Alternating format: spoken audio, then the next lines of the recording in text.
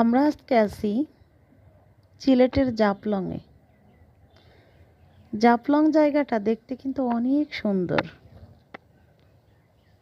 পৃথিবী যে কত সুন্দর, বাইরে না বেরোলে, এক জেলা থেকে আরেক জেলায় না গেলে বোঝা যাবে না যে কত সুন্দর পৃথিবী।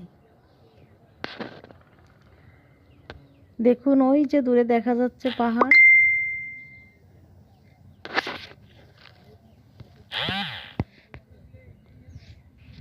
ওগুলো কিন্তু ইন্ডিয়া ডাউকি শহর।